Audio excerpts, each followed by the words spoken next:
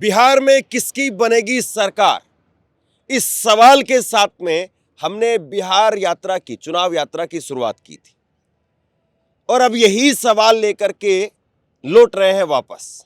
तकरीबन 10-12 दिनों की यात्रा हमारी बिहार चुनाव के दौरान रही, अलग अलग जगह पर घूमते रहे।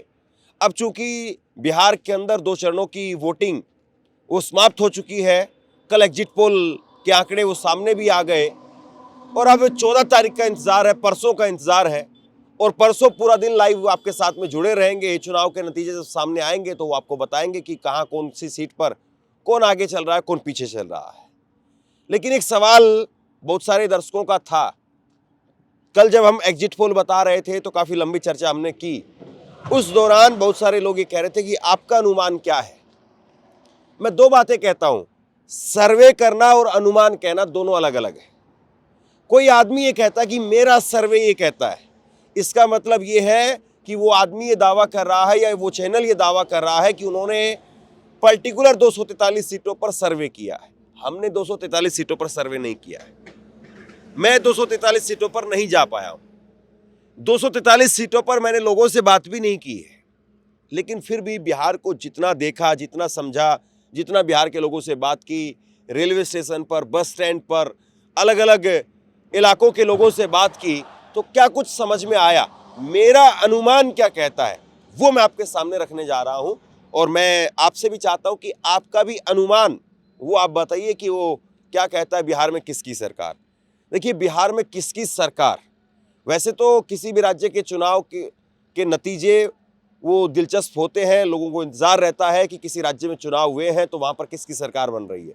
लेकिन बिहार में खास तौर पर लोगों को इंतजार है कि यहां पर किसकी सरकार बनती है। बिहार में अगर 2 सिचुएशन मैं आपके सामने रख रहा हूं, बिहार में अगर नीतीश कुमार की एनडीए की सरकार किसी सूरत में नहीं बन पाई और महागठबंधन की, तेजस्वी यादव की अपने आप में ही पूर्ण बहुमत की स्पष्ट जनादेश वाली सरकार बन गई, तो फिर आप यकीन मान करके चलिए कि इस देश की राजनीति की बात कर रहा हूं, इस देश की राजनीति 2029 के चुनाव के लिए बहुत दिलचस्प हो जाएगी। और 2029 के चुनाव 2029 में ही होंगे या पहले होंगे, ये सवाल फिर से खड़ा हो जाएगा। और सबसे बड़ी बात यह है कि केंद्र में फिर बहुत सारे बदलाव होंगे और केंद्र की जो राजनीति है, नरेंद्र मोदी की जो राजनीति है, वो भी पलट जाएगी। यानी वो जो 303 वाले थे, फिर 240 पर आए, फिर बैसाखियों पर आए, तो बहुत कुछ तब बदला। लेकिन अगर यहाँ बिहार के अंदर सरकार चली गई तो फिर बहुत कुछ और बदल जाएगा। और अगर मान लीजिए कि बीजेपी के पास में खुद की 80-90 सीटें आ जाती हैं, मान लीजिए कि बीजेपी 142 सीटों पर चुनाव लड़ रही है, एलजेपी के साथ में, मांझी के साथ में, उपेंद्र कुशवाहा के साथ में, नीतीश कुमार 101 सीटें अलग छोड़ दे, तब अगर 142 में से भी बीजेपी 115 के आसपास पहुंच गई तो फिर भी बीजेपी अपना ही सीएम बनाएगी और नीतीश कुमार की कोई जरूरत नहीं रहेगी। फिर नरेंद्र मोदी उस भूमिका में आ जाएंगे जिस भूमिका में वो 350 सीटों के साथ में जब केंद्र में उनकी सरकार चल रही थी, उस भूमिका में थे। तो 2 सिचुएशन है, 2 सिचुएशन मैं आपके सामने रख रहा हूं। अगर इनकी सरकार नहीं बनी तो देश की राजनीति बहुत दिलचस्प हो जाएगी, देश की राजनीति के अंदर जबरदस्त उथल पुथल होगी। मोदी सरकार को हर बड़े फैसले पर फिर से सोचना पड़ेगा, वो फैसला ले या ना ले। अगर कहीं पर बेरोजगारों का कोई आंदोलन खड़ा होगा तो उस पर लाठी चलवाने में बहुत जोर पड़ेगा, किसानों का कोई आंदोलन खड़ा होगा तो उस पर उन किसानों को दिल्ली आने से रोकने में बहुत जोर पड़ेगा। यानी उनकी पूरी राजनीति बदल जाएगी। और अगर यहीं पर ये नंबर उनके साथ चले गए तो फिर नरेंद्र मोदी हरियाणा, महाराष्ट्र, ये सारे चुनाव जीत करके फिर वो बिहार और उसके बाद में असम में, यानी एक तरीके से जीत ही जीत मोदी की जगह हाथ लगेगी। बंगाल जो एक अलग तरह का राज्य, वहाँ पर बहुत मुश्किल काम है कि बीजेपी जीत पाए। चलिए बिहार की बात करते हैं। बिहार में हम लोग घूमते रहे, लोगों से बात करते रहे, दिन में बात किया, रात में बात किया, महिलाओं से बात की, नौजवानों से बात की, बुजुर्गों से बात की।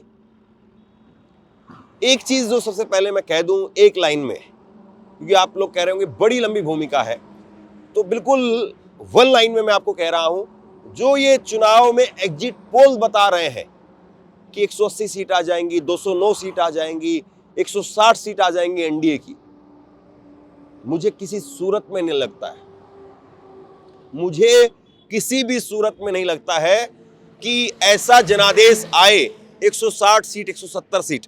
और वो केवल एनडीए की बात मैं नहीं कर रहा हूं, वो महागठबंधन के लिए भी, महागठबंधन के लिए भी ये नहीं कहा जा सकता है कि महागठबंधन की भी 160, 170 या एनडीए की 160, 170, 180, 209 सीटें आ जाएंगी।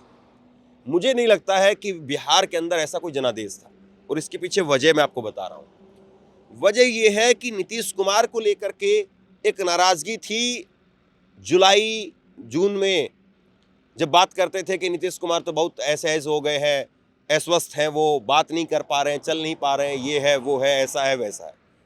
फिर उसके बाद में जैसे ही बीजेपी ने या नीतीश कुमार ने महिलाओं को पैसा बांटना शुरू किया, फिर उसके बाद में चीज़ें बदलनी शुरू होती है। नीतीश कुमार को लेकर के जो नाराज़गी थी, वो महिला वोटर जो नीतीश कुमार का कोर वोटर रही एक तरीके से, वो कवरअप करती हुई नजर आई उस नाराज़गी को। यहाँ से आप चीज़ों को समझिए। मेरा अनुमान क्या कहता है, मैं आपको फ्रेम दर फ्रेम यानी पर दर पर आपको पूरा समझाऊंगा कि जो मेरे जहन में जो तस्वीर है कि सरकार किसकी बन सकती है, बन रही है, वो क्यों आखिरकार उभर करके सामने आती है।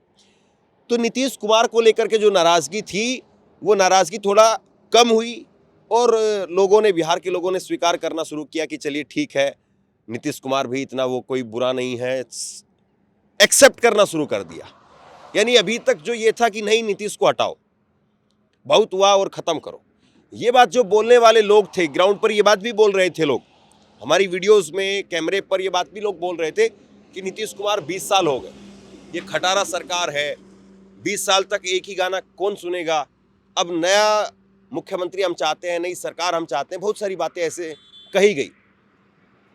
लेकिन उनमें से वो लोग थे जो आरजेडी के समर्थक थे, या वो आम लोग थे जो ये देखना चाह रहे थे कि चलिए एक बार तो बदलते हैं। राजस्थान का कई लोग हवाला देते थे, कई लोग कहते थे कि रोटी पलट देनी चाहिए।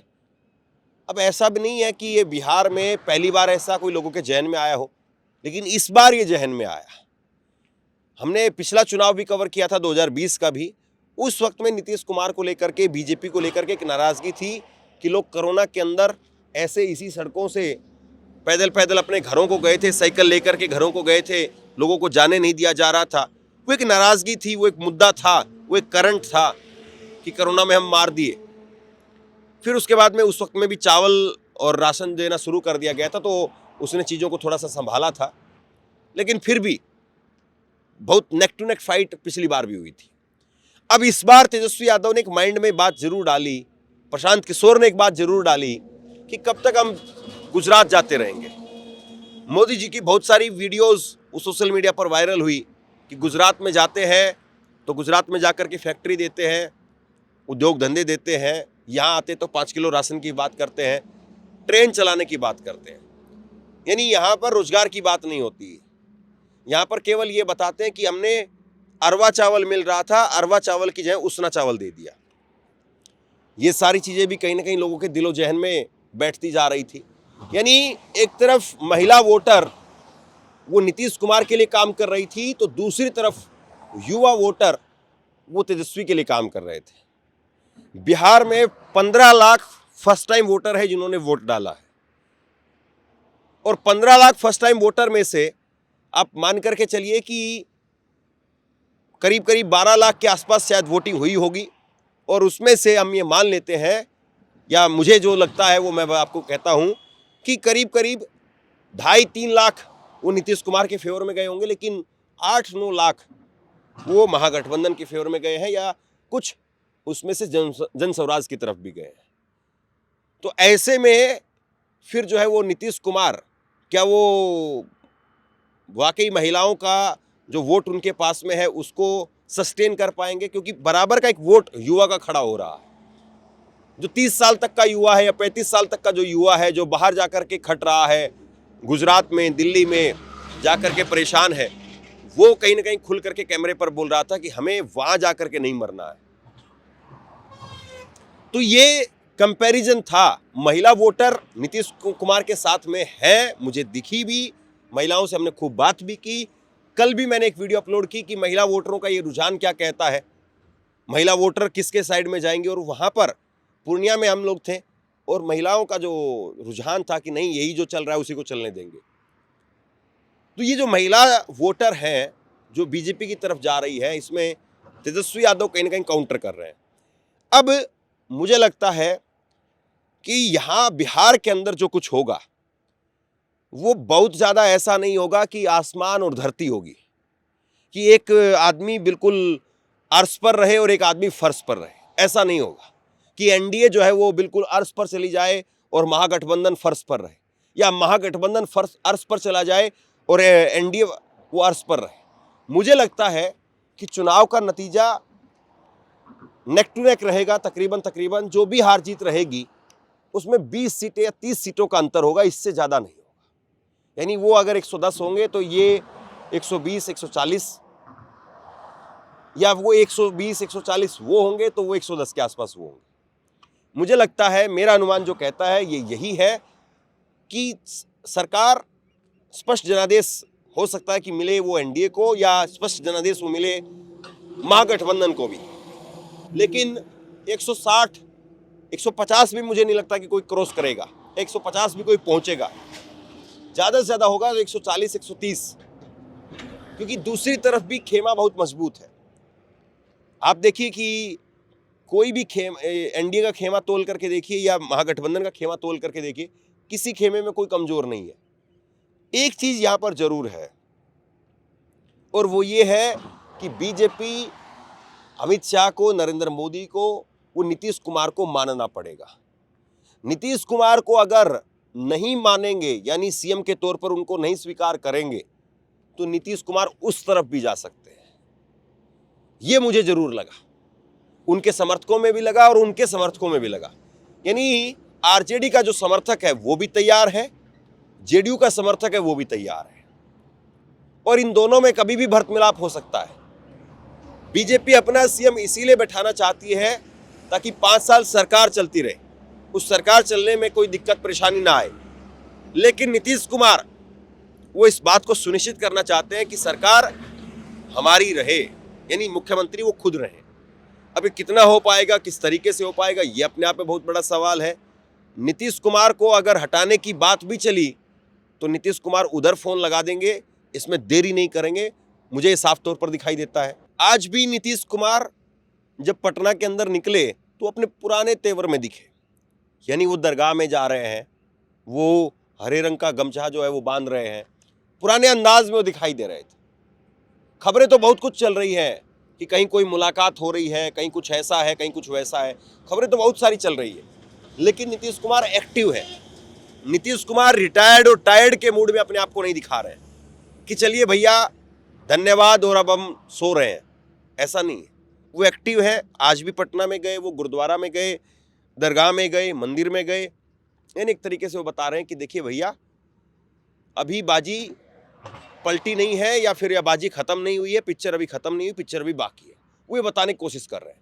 लेकिन दूसरी तरफ तेजस्वी यादव ने जब आज प्रेस कॉन्फ्रेंस करी तो वो भी कहीं से कमजोर नहीं दिखाई दिए। उन्होंने भी कहा कि 1995 वाला इतिहास फिर से दोहराया जा सकता है, और 1995 से ज्यादा रुझान उनके पास में, फीडबैक उनके पास में पहुंच रहा है।